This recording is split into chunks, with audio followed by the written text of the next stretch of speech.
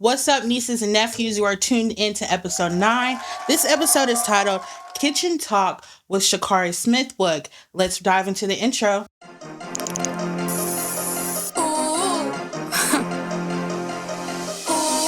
You are now listening to a Safe Place podcast, Culture Unplugged, hosted by Auntie Kat. All right, for this 10 seconds, we're going to cater it towards Black History. It's Black History Month, okay? As we continue to celebrate Black History Month, we want to take a moment to honor Black excellence. Black excellence isn't just about fame or titles, but about resilience. Let's take a second to give credit where it is due. All my wig wearers, lace fronts, side part, sew in. Let's give a quick shout out to Madam C.J. Walker, okay, period. Madam C.J. Walker became America's first self-made female millionaire during segregation. Yes, during segregation, she racked up $1 million, okay, by creating hair care products for Black women when nobody else cared about our hair. All right. Not only did she get the bag, she created jobs, built wealth in the Black community. So all your hairdressers, and when you go get that, just know we owe it to Madam C.J. Walker. She built wealth in the Black community and proved that Black women could not only own businesses, build empires, and still lay them edges. So the next time your wig isn't sitting right, just know, sis, history did that. And with that being said, we are at the end of 10 seconds. And the quote of the day comes from the Queen herself. Oprah Winfrey once said, "You become what you believe." That quote reminds us that Black excellence starts in the mind, believing in your worth, your purpose, and your power. Even when the world tries to tell you otherwise, from where you start doesn't define where you're going. Belief does. And my special guest literally is the epitome of what happens when you truly pour into yourself and believe in your craft. And we're going to dive right into what's tea. All right, nieces and nephews, let's dive into my favorite segment, What's Tea, where culture stays loud and the timeline stays busy. First up, Finesse 2 times, continues to beef with anybody and everybody, okay? TikTok, fans, bloggers, commentators, nobody's off limits. Adding more fuel to the fire, his baby mama Suge was arrested in Memphis on a domestic assault-related charge. According to reports, authorities say the arrest stemmed from a physical altercation. Through full details have not been publicly released. Between online arguments and legal issues, the situation keeps escalating instead of cooling down. Next, podcast tension turned all the way up. Anton Daniels and Corey Holcomb got into a heated argument on Holcomb's podcast. It just seems like Corey Holcomb has anger management issues and he really needs to seek therapy because he punched a lady in the eye. Now we're getting an argument on a podcast platform. I don't know. The disagreement reportedly centered around relationships, accountability, and how Black men speak about Black women. With neither side backing down, voices were raised, energy shifted, and listeners quickly realized this wasn't entertainment. It was real disagreement played out lively. Now let's play dumb or smart. A Nigerian man identified in reports as William, I don't know how to pronounce this, but I'm going to put his name up. William Oguntoyonimbo, I'm going to call him Williams, accidentally received $1 million due to a banking error. Instead of returning the funds, he reportedly chose 1 year in jail. The internet is split. Legally wrong, morally questionable, but the debate is definitely active. So in the comments, I want you guys to let me know, would you take the 1 year jail time, or would you just say, no, I'm just going to not take the money? Or would you take the money and take the 1 year jail time? Mind you, when you get out after a year, you'll have $1 million, but you still will have that on your record. I don't know. 7. I don't know. Comment in the comments below what you would do. Now for the updated sports tea. Rapper Tusi allegedly declined Syracuse and is now attending Louisiana State University. What's still unclear is whether he's officially on the football team as a walk-in or not. So yes, he's at LSU, but his football status remains unconfirmed until we hear otherwise. This one stays in the developing story category. Now, a serious tragedy and tragic update. Haley Busby was found dead after meeting a man she connected with online. According to the reports, Haley traveled to meet this individual, and authorities later discovered her body after she was reported missing. Law informants have stated that the case is being treated as a homicide and as an investigation is ongoing. Black women, stop meeting these white men online. That's all I'm going to say. If you meet him online, meet him in public. Use your discretion. It's getting. I'm tired of seeing the headlines of these stories. It's multiple now. It's getting kind of out of hand. Please use discretion. Be safe online. Ask the questions that need to be asked. Ask somebody. Get somebody into it. Do you think I should like? Just don't go off based off of emotion because you could wind up dead. You can't even do online dating anymore. Insane. Prayers go out to the family of Haley Busby. She was a beautiful, beautiful girl. Now, Anaya Blanchard was a 19-year-old college student who was missing after stopping at a convenience store in Alabama in 2019. Surveillance footage later showed she was abducted, and weeks later, her body was tragically found. Her case highlighted serious concerns about violent repeat offenders and the safety of Black women.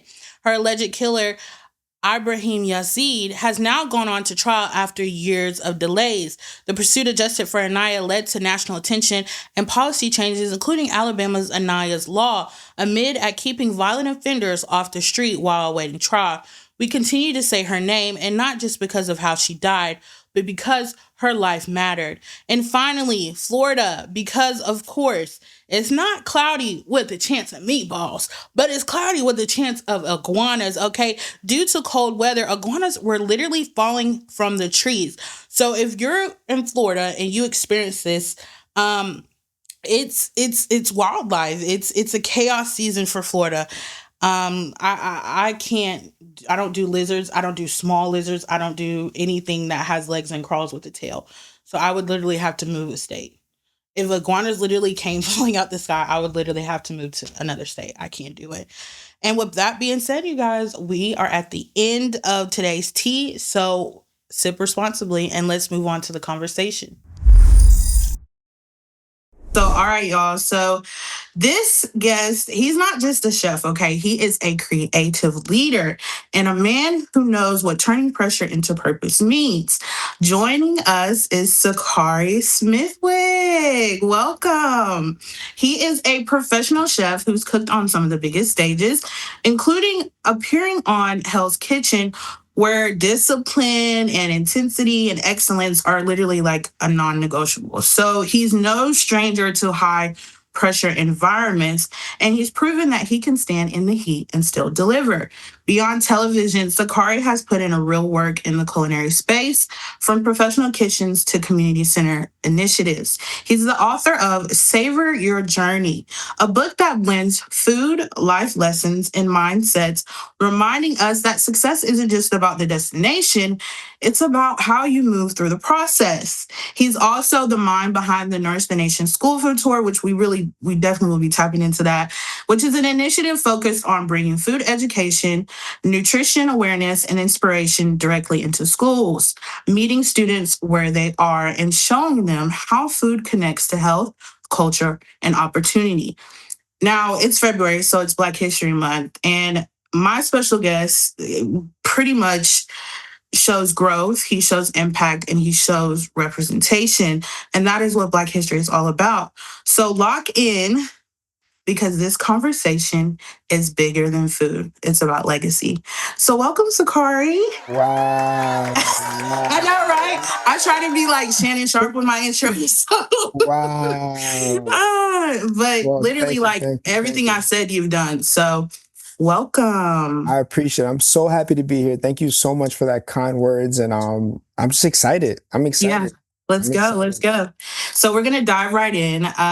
So for the people who literally like they could be this is their first time hearing about you or meeting you, let us know like where you're from and describe like the environment that you grew up in.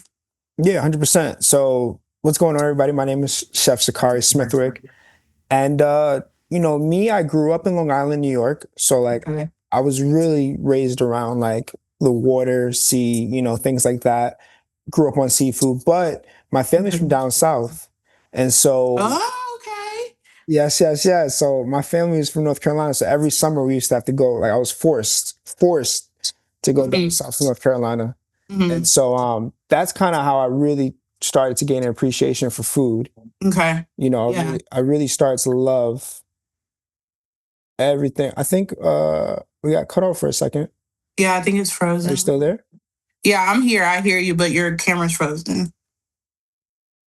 Let me see. I think we cut off You're for a good. second. Are you still there? You're good. You're good. Okay, okay, okay. Can you hear me now? Yes. Amazing. Well, I don't know where we cut off at, but you know, I grew up a lot of times in the summer for North Carolina, so that's where I really grew an appreciation for food. You Mm-hmm. know, like you go down south, like everything is fresh, right? Like Yes. like you're waking up to Yes. like roosters like coming through. You know what I mean? Like that's my morning alarm clock. Yeah. Yeah. That's You definitely know? the South. Or a dog barking. Yeah, for Yeah. sure. You know. So Okay. That's awesome. yeah, yes, man. Okay, so for you in your household growing up, who played a big part like raising you, and how did that like shape your passion for food? Yeah, you know, I think you know you always hear the saying like it takes a village, right? Mm-hmm. So, you know, my mom, you know, she was a police officer, so she was working late nights all the Okay. time. You know, my Shout out to grandpa, mom protecting shout out to, us. shout out to Mama Love, right? And then you have my grandfather, who was a Jamaican immigrant. He was working all the time too, but he got off a little bit early. So really, I was raised a lot of the time through my grandparents. You know, my Okay. my grandmother from the South, my grandfather from Jamaica. Um, you know, my dad as well. You know, it was really like who got me? You know what I mean? Like who Yeah. who could play a part? And they all influenced me in different ways and things like that. But for me, I think, you know, when I was down south, the kitchen door would always be closed. Hmm. And it was always like you have to boy, you better get dressed. Yeah, you have to. It's like it's scary. It's You so get caught in scary. the kitchen, you might as well run. Yeah, You know what I yeah, mean? So it's like, boy, you better get dressed. What you like? I used to try to wake up and just go in my underwear, you know? And they were like, no, no, no, what are you doing? And then you would smell it, right? It would yeah. perfume through the whole house. And so, you know, my mother Belle, she's 101 years old. She's still living, right? Such a Wow, blessing, right? it's And beautiful. and so when we go down to her house, you know, we didn't have TV. We only had a few channels. Hmm. You know, we only had a few channels. So the highlight of our day really was the food. And so you would smell it throughout the entire kitchen and the door would always be closed. And I always wanted to just slam that door open. And then that's kind of what started my curiosity, you know? And Yeah, plus, I was just a fat kid, you know? yeah, I just love food, yeah, right? yeah. Just wanted to be around in the kitchen, Yeah, just love and like food. it's funny that you said like the food like go through like the whole house because like that stuff sticks. Like you can tell when someone's like done ate fried chicken or done because it's like sticks to your clothes. Like Yep. yeah, you're right. Okay, so still talking about like growing up and everything and where the passion started. Who in your family or who like outside, whoever it was, who was the first person that introduced you to cooking? Like I know you said you were very curious about the kitchen. So who was it that you were like, oh, like I want to do that. That is what I want to do. Yeah, you know, my mom was so scared of me being in the kitchen. She Hmm. was like, get out the kitchen. You're gonna cut yourself. You're gonna burn yourself. You're gonna hurt yourself. Right. And then it's like that big red button, right? Yeah. It's like, don't touch it. No, no, no, I'm gonna touch it, you know? Yeah. And so my mom really didn't want me in the kitchen, but my grandmother, she was a little bit more, you know, I think like grandparents are able to get it right. Right. I think that's why we love our grandparents because they kind of had a little bit more experience, right? Raising and stuff like that. Exactly. Yeah. But she had a little bit more trust in me, and we were doing things like we were, you know, making ice cream together, making breakfast meals together. I was peeling shrimp, you know, making curry shrimp with her and stuff like that. So You were the sous chef. I was a little sous chef. That's Yeah, I right. know a little something. I know. Okay, okay, I see you. But for me, I think it was really those times with my grandmother, um, really learning just like recipes and just like seeing what the food was supposed to be like and taste like, and just like growing in a true appreciation for it, you Mhm. know. Yeah. but I think it all started with my grandmother for sure. Okay. I know you talked about the South influencing your cooking. I know you spoke on, I think you said your dad was Jamaican. What are some of the meals or flavors from your childhood that still influence like how you cook today? Can you tell me like your favorite childhood meal 100%. that, yeah, let me know. Yeah. So my grandfather was from Jamaica. My dad, Okay, grandfather. Okay. yeah, my dad, he was from New York City, Harlem. You know what I Mhm. mean? He used to have a restaurant as well, like a soul food restaurant.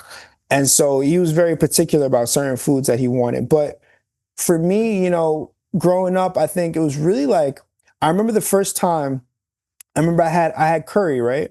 Mhm. And so my grandmother, you know, my grandfather's aunt, Valvonia, she had to teach my grandmother all these Jamaican dishes because like, yo, if you're gonna marry my brother, you need to learn how to cook these dishes, right? They don't play about. They don't play about that. No, they don't play. And so it was a blend of both, right? So like Mhm. bammy, which is like cassava, like a hard deep fried cassava root.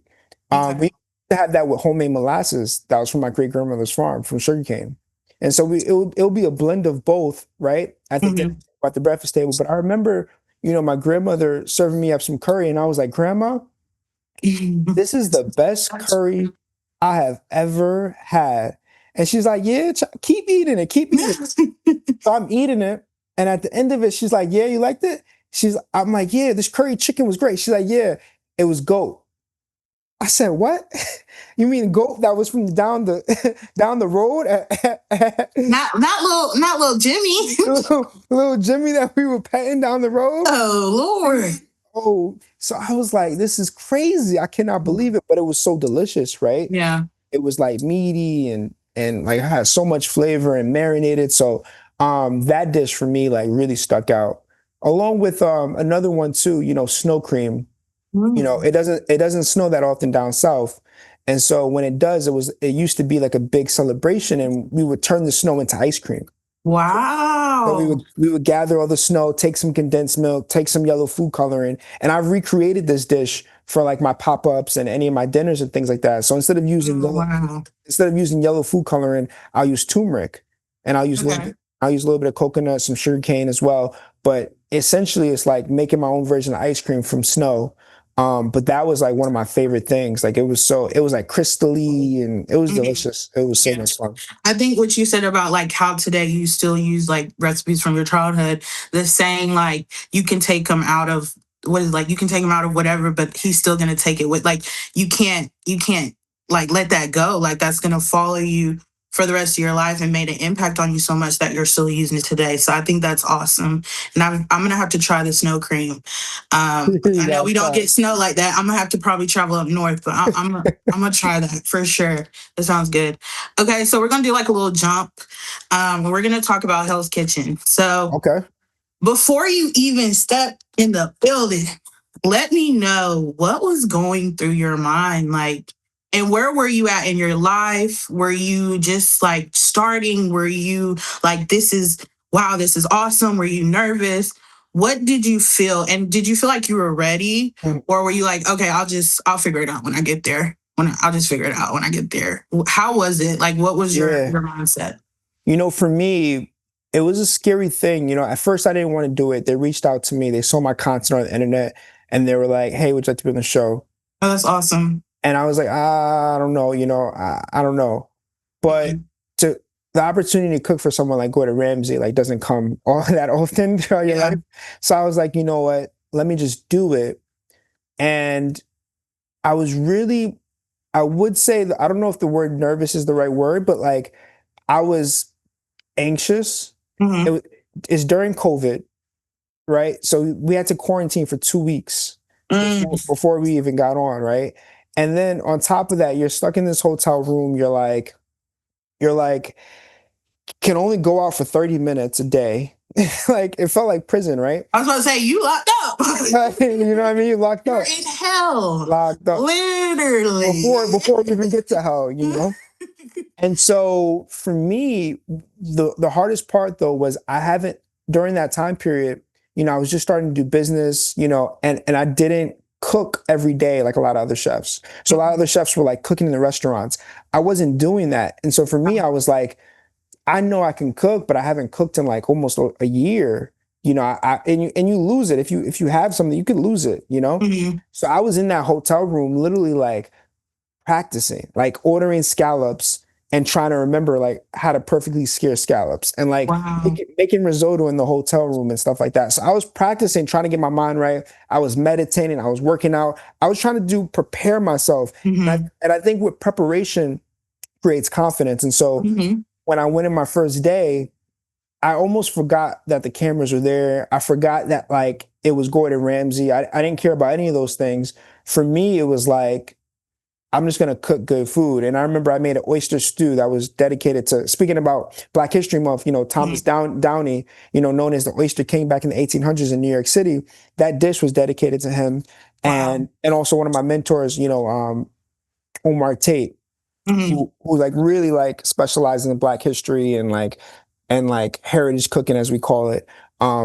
But essentially, I made an oyster stew and with a confit cod, and I didn't know what he was gonna think, you know. But I'm not gonna lie, I had that in my thing to ask you about that, but I'm gonna let you continue. But I think personally, when I was watching him like judge you, I feel like the people like that were in the competition with you, they're like, oh, he's gone. Like he's like, because that's what they get. Like, you know how Gordon, he's like Simon Cowell of like American Idol. Like, you never know what yeah, he's gonna like. I don't know if right, that's like the way they edit or he really is like that, but like he made it kind of seem like, I don't like yeah. this. I Yeah. didn't know. Yeah, I didn't know where it was going. He's like, I'm just sad. I'm like, just sad. Like what? We're Like gonna play what? the clip too. We're gonna add the clip in here so they know what we're talking about. But I'm like, yeah, what? And then yeah, I'm just sad that I can only give you a 5, which is a perfect score. And I was just shocked, you know, because I mean, like you only have a certain amount of time to cook. Like, yeah. you know, I think I've never made that complete dish before. That was the first time me making the complete dish, and Wow. it was just a lot of things going through my head. But after that, like there was a target on my back. You know, Mhm. it was I like bet. I was I like, get bet. out of here. Like, who's this kid? Like, who's Let's this get kid? him out of here. Let's send him back to New York. He's doing a little too much. He's Yeah. doing too much. No. But it was a great time. It I was literally saw like all like honestly like our ancestors behind you like holding you up there like yeah. generations of cooks. And because you know in our culture like cooking back in slavery, that was something celebrated. Honestly, like cooking was something that brought us all together, that we can, you know, like connect through cooking. So Mhm. I literally saw that when I watched that clip. So that was awesome and congratulations on that. So what was like the biggest culture shock for you during the competition when the cameras were rolling or even behind the scenes? What was the biggest culture shock? Or was there even one? Sleep. Mm, It's like, you know, for me, like I remember I was practicing Tai Chi because I'm a big Kobe Bryant fan. mm-hmm, And I remember doing Tai Chi, like trying to just be like zen. mm-hmm, And and the moment you go back, cameras aren't, I mean, cameras are only 24/7, right? But like you go in the back there, it's literally like college all over again. You're eating like not the best food.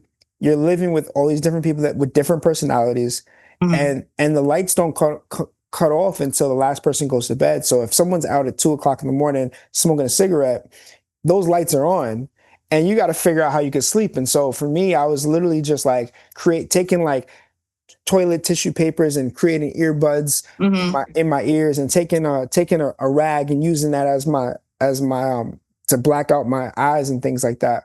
mm-hmm. But the only thing that I thought to myself was like, how can I just optimize on sleep? Because I was trying to win. And Yeah, yeah, everybody called me a ninja, like a silent ninja, because I didn't have to do the drama. I'm like, y'all could edit that and y'all could clip that. yeah, I want to win. yeah. You were here on a I'm locked. mission. Yeah.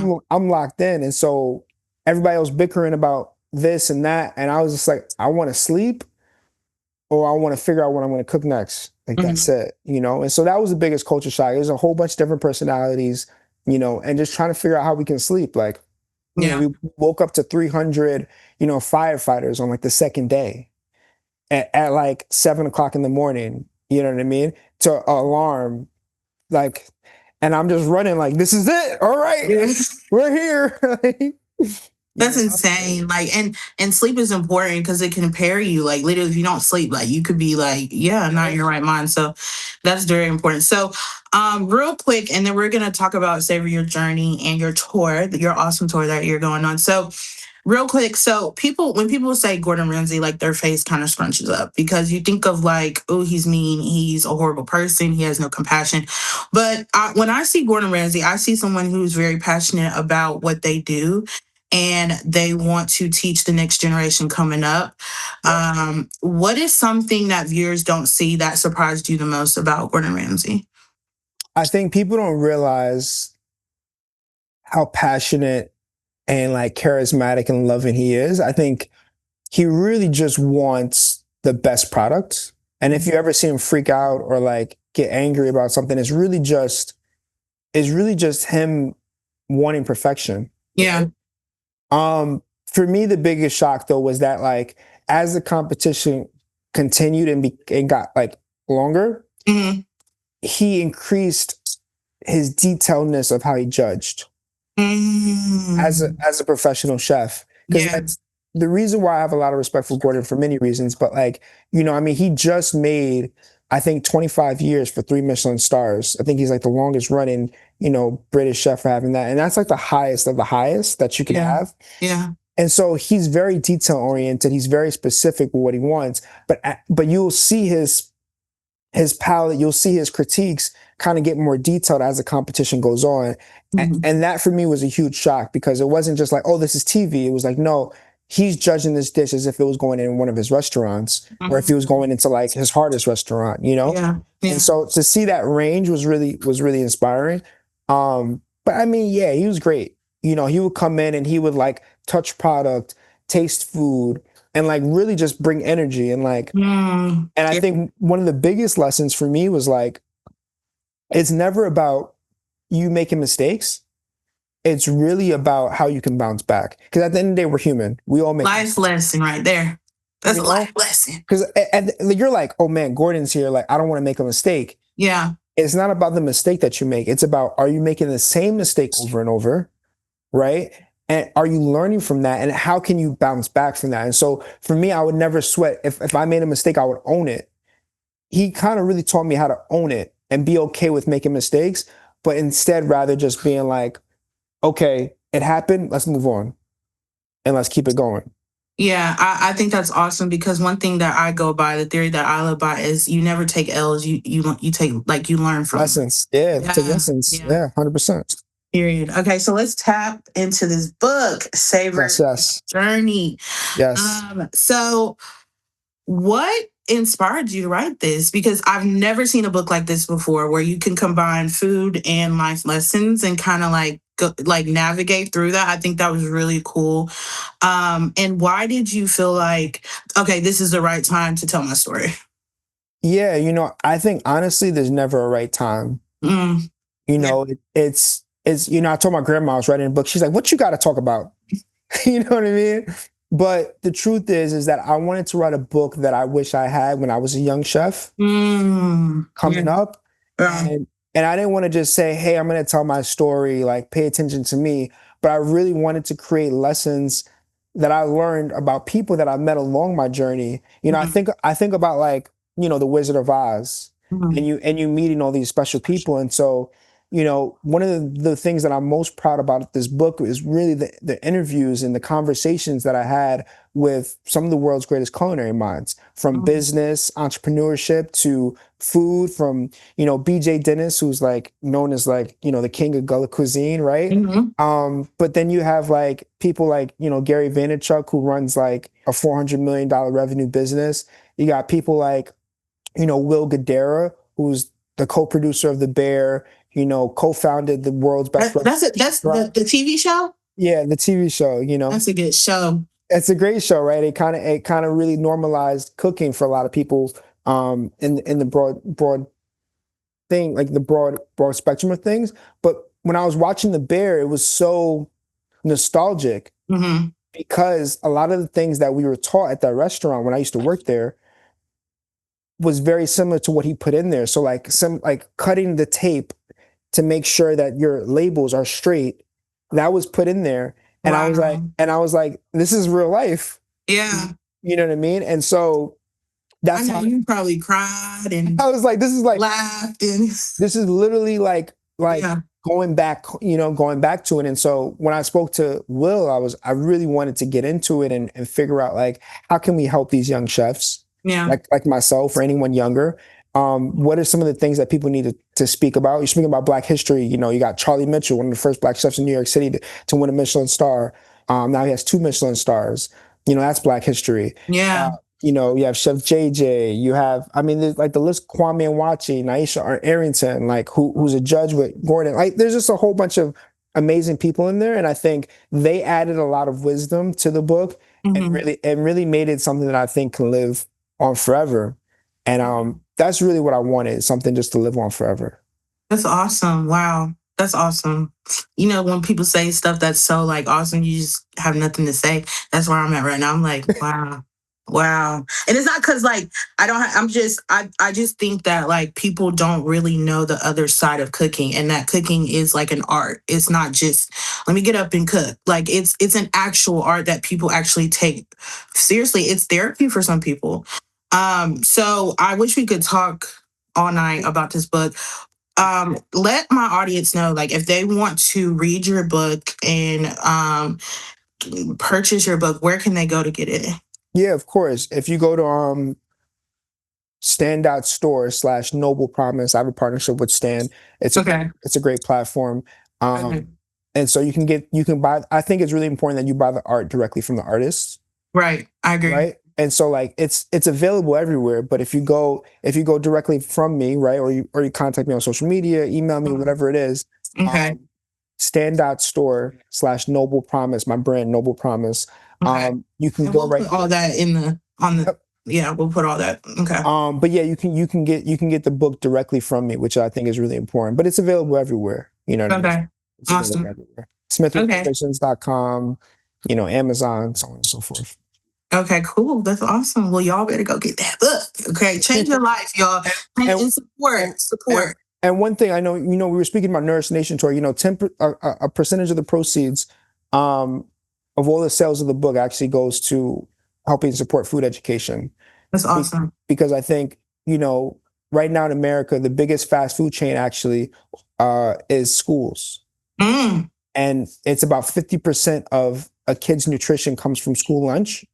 And so I really want to partner with nonprofits and the right people to be able to provide the real nutrition, real good food to kids. And that's exactly what I was going to go into next is a tour. Real quick, because we got to play this game and we're running out of time. But Yep. let us know about this tour and let us know if there are people out there that, because I know there are people who have nonprofits where they go into the community and they take youth and they put them in chef coats and hats and they teach them how to cook and they teach them how to serve. And honestly, like, it's all over the South. And I don't know about up north, but I'm pretty sure it's up there too. But let people know about the tour and also let people know if where they can get in contact with someone on your team to try and get you, you know, out there for possibly a collab on that. Yeah, 100%. I appreciate that. You know, for me right now, it was really important that I really wanted to do the book tour, but I wanted to do what we call Nourish Nation tour, right? Mm-hmm. And so I really wanted to have that full circle moment, but also touch kids, go to the schools, because that's kind of how I got introduced to cooking professionally. Mm-hmm. You know, like my family was super old school. They were like, you have to go to college. I was like, I don't know. And cooking was one of those things where it was just like, you don't have to go to school, but it was one of the only things I was good at. And so I think if we're able to introduce something that people maybe never thought about, you know, and food is so universal, right? Like food is so universal. Everybody has to eat. It's a thing that will live on forever. Everybody's scared about losing their job with AI and robots and things like that. But food is here. Food is here. You know? And so it's going to be here for a very, very, very, very, very long time. And for me, I really wanted to go to the schools, talk to the students, because I think that's what this demographic for the book is. I think it could actually help the students. But then just like hearing it from someone that has been in their shoes, that's not like a super old man or something. Like I'm right there with you. Yeah. You Yeah. know, like it wasn't that long ago that I was in your shoes. And so if there's a way that I can help, is really important. And just educating people, like providing like nutritious food and like educating people about what a squash is, what is farm to table, what is in season, you know, like Yeah. a lot of kids don't know these things or we don't get introduced to these things, you know. And so if I can make an impact to at least one person on this tour, you know, to me, like job well done. And so yeah, if anybody wants to collaborate or reach out, you know, you can reach out to me on any social media platform. You know, my team's socials is linked right there. You can also email me at my last name, first name at gmail.com. Yeah, I mean, there's many ways. If you Google SakariSmithwick.com, you can reach out there. Like there's tons and tons of ways. Okay. I'm not hard to get in contact with, and I answer all my messages. Which is a good thing, which is a good, and some people be hard. I just think this tour is just, when I heard about it, I was like, oh man, it's awesome. Like what you're doing, your vision, your passion. You're definitely motivating, influencing people that look like you, that are younger you, coming up like, like, okay, this guy looks like me, I can do this. And which leads me to my last question, then we'll go to this game. And if we're talking about Black history, we're talking about our people, we're talking about culture. Mhm. There's a young Black male, Black female out there that has a passion for cooking, but we, growing up, it's like, oh, we could do sports, we can do Mhm. own a business, doctor, but they're Yep. like, no, mom, like I want to be a chef. What is some advice that you have for them on just that, the passion from it, and how to navigate through that feeling? 100%. I think What going advice? back. What advice do you have Yep. for them? I guess from it. No, I get it. Yeah. I think going back to the original thing that we were talking about, curiosity, Hmm. you know, I think it's so important to stay curious. Hmm.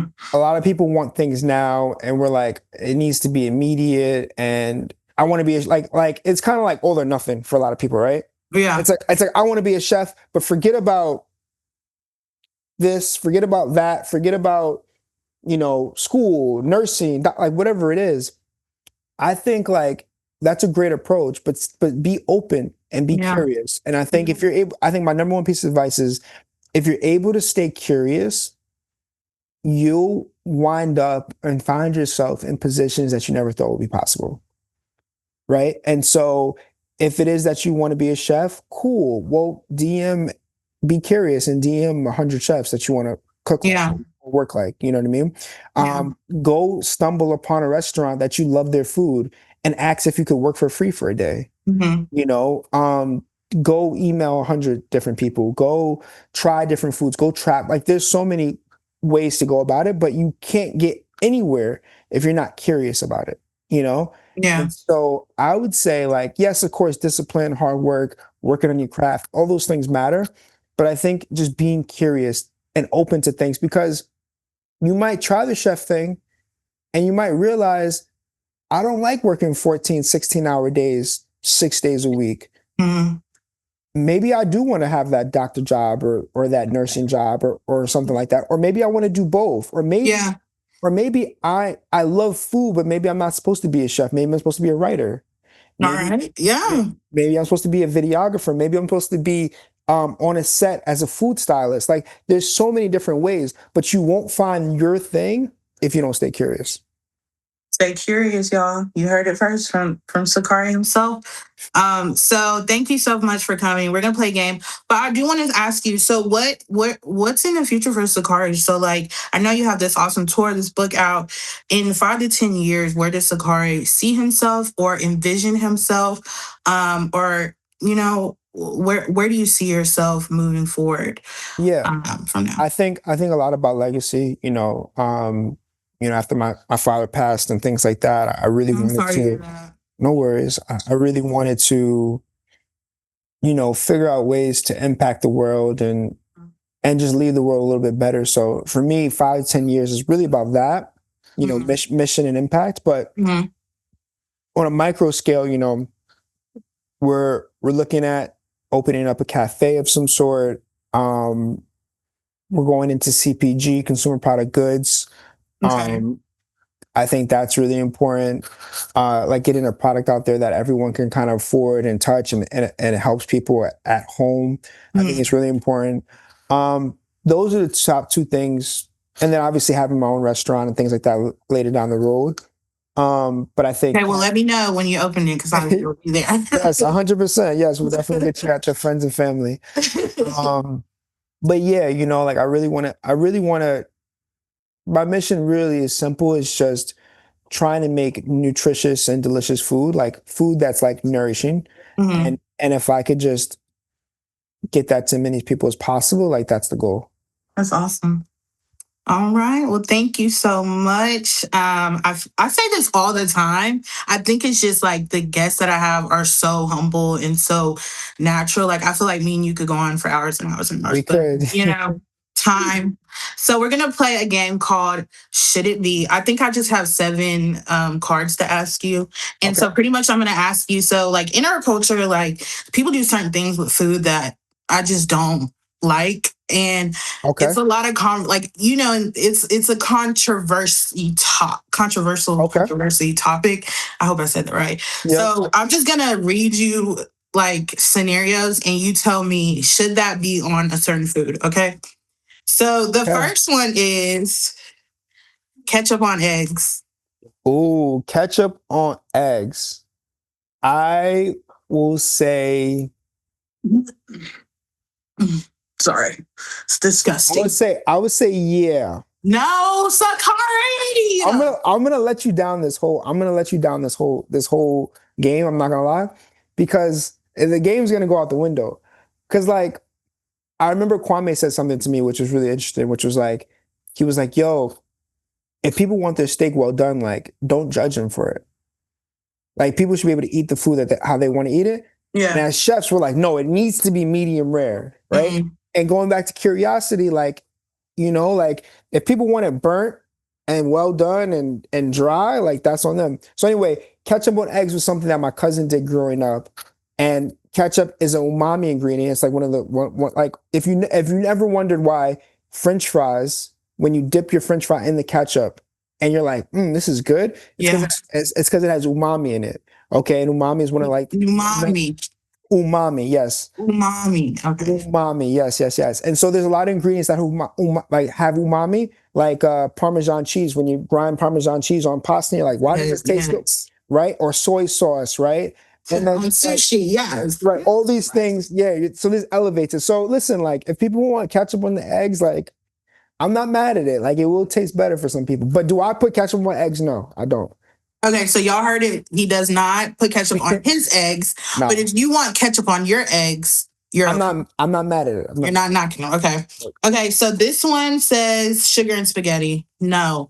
Ooh. I think that some things should just be acidic. Like some things don't have to balance out. I'll go there with you. I'll go there with you. Spaghetti 2 days ago, no sugar, and it was A1 steak sauce.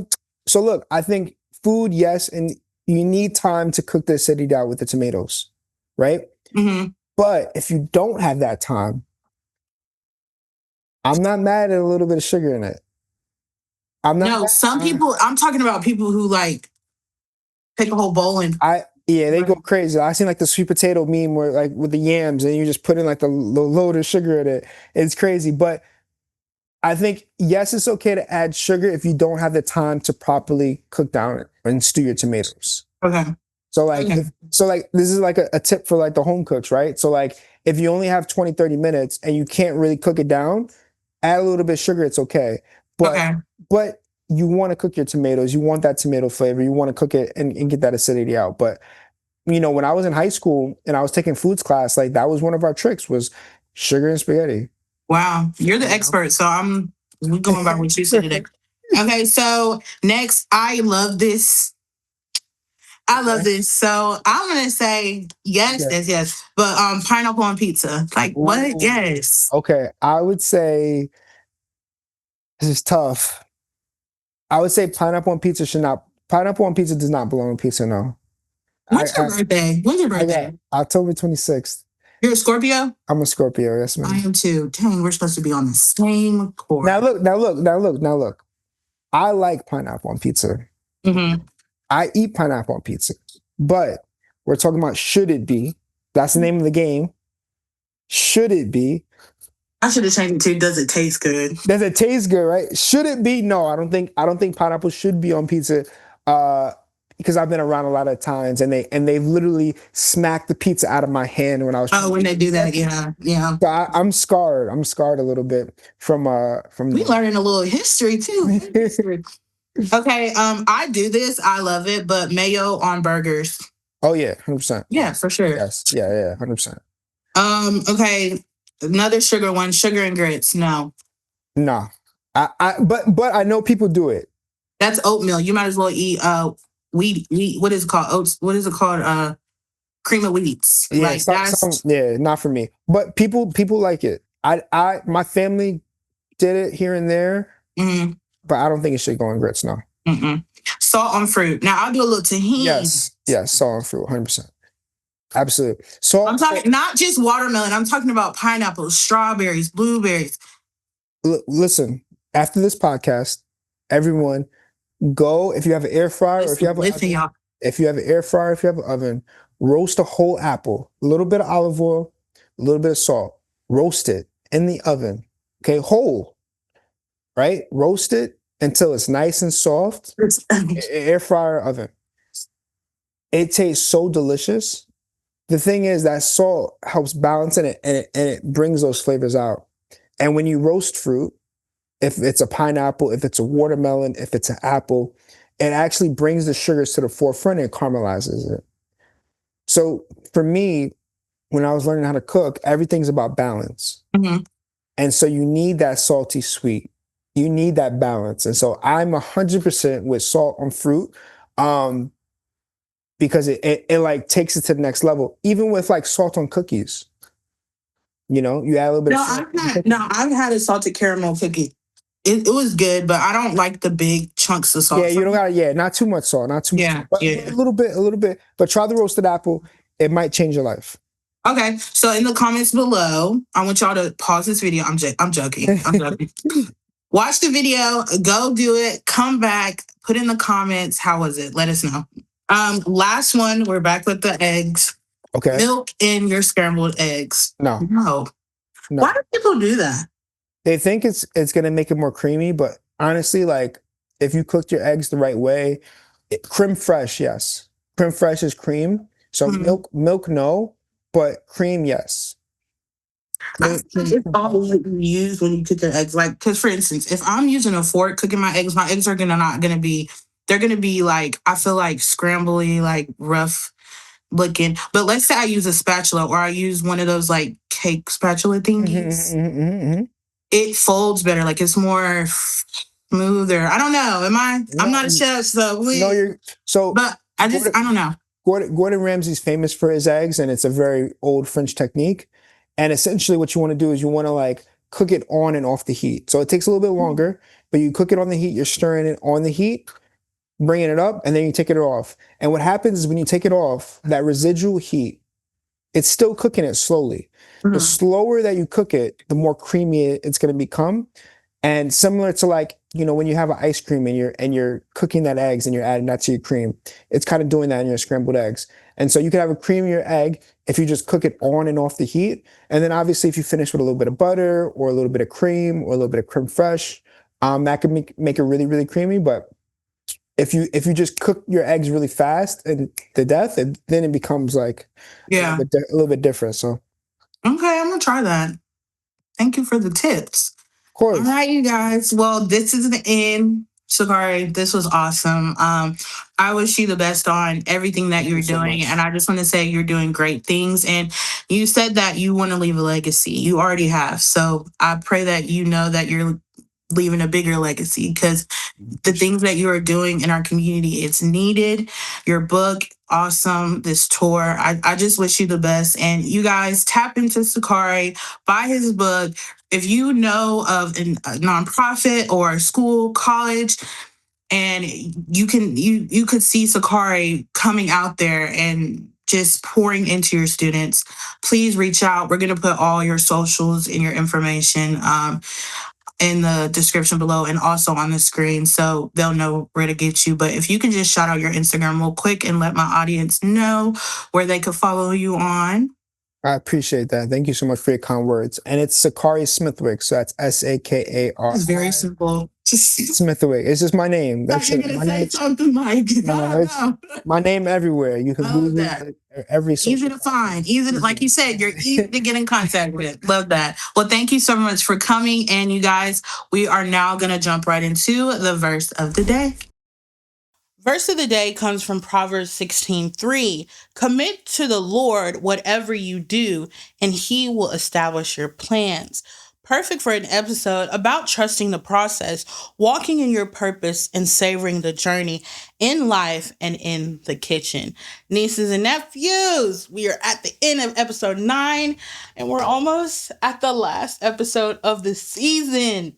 And even though it's sad, you guys, just like my guest for this episode, I have a dynamic guest for episode 10, and I can't wait to dive into what we're going to talk about, which is wellness in the body as a whole. I just want to thank you guys for tuning in. I want to thank you guys for commenting, like, sharing, keep engaging. Engaging in what drives us to just for people to see us all over the world. So keep engaging, keep commenting, keep liking, support your girl, and I'll support you. And with that being said, I will see you on episode 10, the last one, and peace.